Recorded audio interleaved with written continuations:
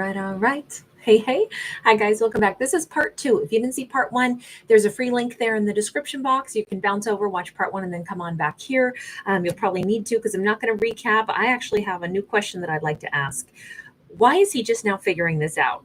You'll know who I'm talking about if you see part one. By the way, thank you guys so much for giving this part one and part two a thumbs up and subscribing if you do enjoy this free fictional entertainment. If you do enjoy the fact that I make extended videos like this free and available to everyone, thank you so much for supporting the channel with that action of a thumbs up and subscribing. It's all free to do, but it really helps my channel to grow. So thank you.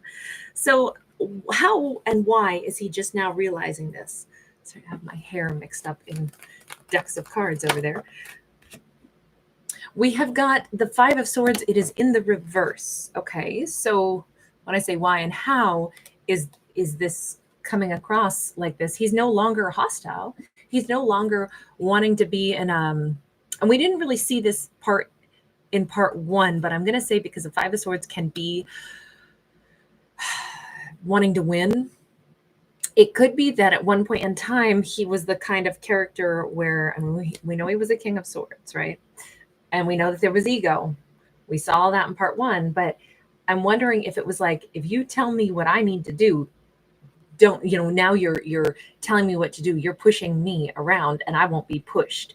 I'm wondering if there was conflict that he imagined. It was like, okay, imagine, if you've ever taken ballroom dancing, that the big thing is, hold your frame, hold your frame. That's what they're going to tell you 1,000 times, especially like if you're waltzing, where there's going to be lots of, swirling motions. And if you collapse your frame, you and your partner will probably get tangled up and fall down. So you have to maintain a certain amount of tension because that is how you know how to talk to each other. And as much as, whomever is the lead in the dance scenario is kind of responsible for deciding where to go, still the other partner is going to watch your back, right? And if you're about to collide and you don't know it, the one who's not in the lead might pull you back and say, whoa, babe, careful, don't back up there. There's another couple dancing. So you have to be able to hold tension, and sometimes you will push and pull, or like in tango, it's all about push and pull. You lean into each other, and then you have to have that. It's not leaning like I want to overpower you and I want to shove you the direction I want to go. You're supposed to move together, and you have to feel that exactly what is being communicated, and you can't do that unless there's this nice tension between the two of you. Basically equal. We have to be equal. It's not I want to shove you over. It's that we're trying to dance together. But I'm wondering if he couldn't understand, I'm a King of Swords, she's a Queen of Swords. She is my equal. Everything that I would want to be treated like, she deserves to be treated like. We keep seeing inequality, which is the real reason I was like, we got to do part two, because there's been a big component of this story that has talked about ego and imbalance, and that is ultimately what he is realizing cost this relationship. It's like, why could I not have told her how I felt? Why couldn't I say sorry to her? Why couldn't I talk to her? Why didn't I? I know now that that's what wrecked this relationship, because I think he hunkered down, and I think he had a chance to, have this relationship blossom again. And I think he blew it when he had an opportunity, because I do feel like she walked away when he wasn't going to say if he was moving things forward, what his intentions were, because he wanted her to, like, I don't know, kind of be a lapdog that was, oh, just give me attention. Oh, I want to make you feel special. I want you. I want you. I want you. He needed that ego boost.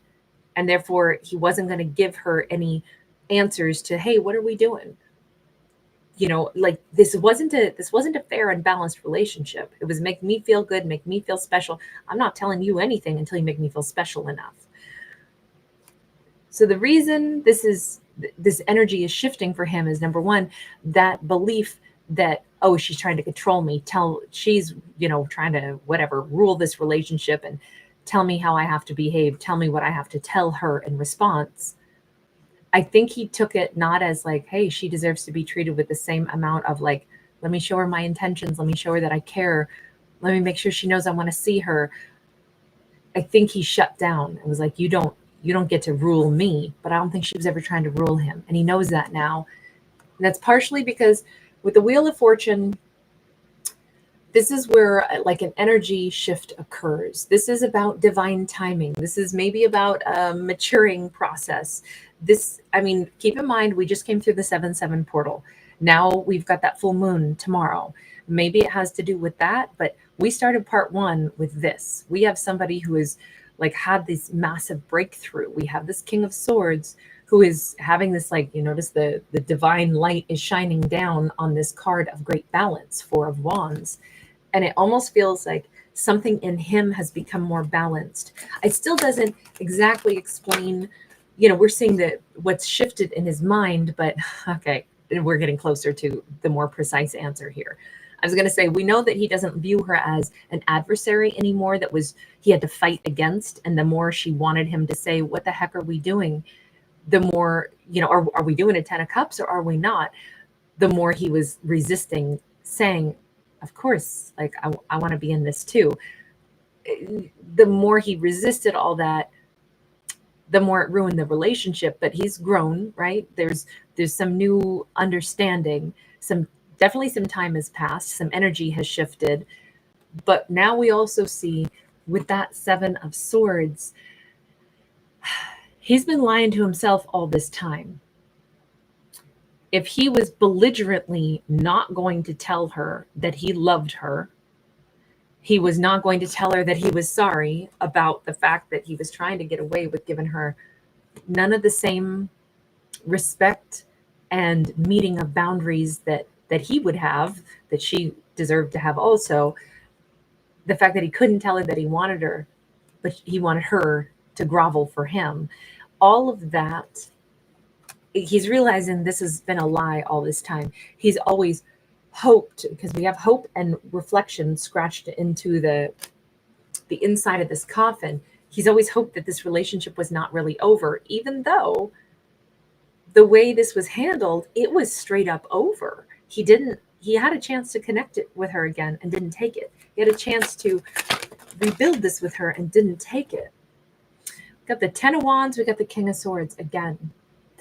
All this time, there's been, it's almost like for him, this relationship, oh yeah, it's over. I'm not with her. And then it's like every night he dreams of her. Every day he fantasizes about her. This has all been a lie that I almost feel like this is a really weird ego holdout. Oh, it's over. It's done. And inside he's like, no, she's the love of my life. I know she is. But I'll be damned if I'm going to tell her that I love her, that I'm sorry my ego wanted her to crawl, that I insisted she just wanted to fight with me. And this is me going, oh, yeah, you think I'm going to tell you how I feel? Forget that. You can show me how you feel. It feels like this really stupid gridlock that was only playing out in his head, because it's always been like at some point in time, this is going to become very old. And I'm going to finally lay down whatever this tension is. And I'm going to finally show up and I'm going to be the one who tells you the thing you needed to know all along, which is I do respect you. I don't know why I insisted that I wouldn't tell you how I actually felt about you. It's almost like this ego thing was always going to crumble. And he's known it all along. I was always going to surrender at some point and say, but I do love her. Why didn't I not just tell her that? Let me just ask, on her side, can we get a card on the Queen of Swords? 7 of Cups. She did not have any of that same confidence, but you notice they both have a 7, right? And 7s are divine numbers. And so I'm definitely going to say maybe this is the aftermath of going through that 7-7 portal where, you know, the energy of the divine is maybe, you know, shining its like honey glow light that's kind of warming us up and kind of softening some of the, you know, the tensions and the less than divine thought processes and making us maybe step into a slightly better behavior, opening our hearts a little bit more. But for the Queen of Swords, she says, I wouldn't know what he was going to do. Honestly, I don't control him. We have the Fool in the reverse. We have the 4 of Pentacles. She says, I don't really, if you're asking me, I don't really think he'd ever take the leap and come toward me because he insisted I was some weird bridezilla trying to control him. And I think he's always held on to that belief. Maybe he thinks all relationships are to usurp somebody else's power and to get a leash on somebody. If that's what he believes of me, then that's probably what he's believed of everybody who's ever, been in a relationship with him. Or maybe she says, I know he was married to somebody who did that to him. And so I don't think he ever wants to be married again or have a real relationship with me, because if he views and holds on to this viewpoint that everyone is a big bridezilla who's going to grab a hold of you and control you, she says at some point, either he believed I was after his like money and power and control of him, or somebody else had done that to him. Because this little dude is getting dangled by the bank, by this, partnership. And it's like, she says, I don't see him ever taking a leap of faith to come into a relationship with me or maybe anybody. I don't know. I don't see him doing that, because I think he viewed me as an adversary, as somebody who was in a control, like power struggle with him. But I think that's because of his preconceived notions, maybe from a previous relationship, or he thought I was trying to say, when are you going to marry me so I can get access to your money and I can tell you how to live your life? It's like, I kind of think she knows him pretty well, because although we didn't touch on it in that blunt a way, he did think that she was somehow like asking him to say, where are we going? And tell me quickly, what are we doing? And it seemed like he resented it. And now he's got all the regret over all of this. It's just wild, because remember at the very beginning of part 1, we saw him with the Fool card saying, oh my God, she's my balanced partner. She was never trying to take more power over me. She's actually somebody who believes in fairness, equality. That's why she wanted to be a partner to me, but I wanted her to crawl for me. Now I want to take that leap toward her. Well, when we check in with her right now, she says, I don't really know, but I don't see him ever coming toward me, because I think he believes relationships are a ball and chain or a power struggle that he's not going to let somebody else, overpower him. Let me just ask this, Queen of Swords, was there any element of you that wanted to control him? With the Knight of Wands, she says, I don't deal with any freaking Knights of Wands. If you're out there dating other people, you're not touching me. I need to know if I can rely on you. I need to know, are you all over the place? So I don't think that's controlling as much as tell me who you are. If you want to go date everybody, you go right on ahead, but I'm a freaking queen, which means I don't match with any damn knights. Sorry, I'm having a real hard time not cussing. This just feels so, 9 of Pentacles. If you want to be single and date everybody and screw everything that mildly catches your attention, you go right on ahead, but you stay single to do that. Don't mess with me. If you want to be single, but I'm a Queen of Swords. I'm a queen. I don't deal with knights. So could we say, well, that was her being controlling? No, that was her saying, here's what I'm offering. Why would I accept less than what I'm about to give? So I got to know, are you matching me?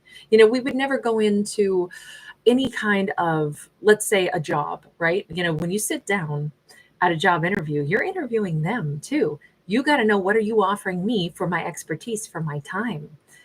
You want to decide if you want to hire me, but if I know I have a lot to offer and I'm a great worker, and now I want to know, what are the benefits? What is the pay? What is the room for moving up? What is your program? How often do you do those reviews? I really want a long-term career. I want to make all the money that I need to make. I'd like to retire with your company. What's the 401k package look like? What are your work hours like? What's the vacation time like? Because why would I say, let me go into a job interview and they can say, yeah, we'll go ahead and hire you. And it's like, well, what will I be paid? Whatever we feel like paying you from one week to the next. What kind of, retirement package is there? We'll see. I mean, would we take a job like that? Of course not. So why would we take a lover like that? So I think there is an element here where she's like controlling. No, I asked them to tell me, if you want to be this, if you're out dating other people and you really just want to stay single, you can't play with a queen. If he viewed that as her asking, what are you up to? Or maybe she just implied, it seems like this is how you're operating. Not so sure that I want to deal with you. I think that probably didn't go down very well with him because he viewed it as, you're putting any kind of requirement on me at all? Oh, hell no. That's where that whole ego thing came in. I don't see that he was ever trying to go out and date a bunch of other people, though, is the crazy part. He wanted her, but he wanted her to show him how important he was. Can I just ask really bluntly, King of Swords, how'd you feel about her? Because I have this feeling he was gaga over her. Yeah, Ace of Wands, the Five of Cups in the reverse. He was like, I think she's the hottest person he ever met. He may have been more turned on by her than anybody. And even the mere thought of her not being crazy about him was like, I'm not about to set myself up to look foolish or to get hurt. I cannot be this much crazy about her, lusting after her. And then what if she doesn't want me? I can't handle that. She has to show me that she's like crazy, crazy, crazy, crazy about me too, and won't leave me, because I can't handle the idea of how bad it would hurt if she doesn't want me like that too. So I think that they tried to set it up to where they didn't give too much until she would show them and reassure them that I'm super crazy. What did you really, really want from her? Because this is the way it looks to me. Six of Coins, he says, I just wanted her to be as crazy about me as I was about her. Six of Coins. Okay, but here's the thing. In his desire for balance and equality, I need to know she like wants to tear my clothes off 24 hours a day too.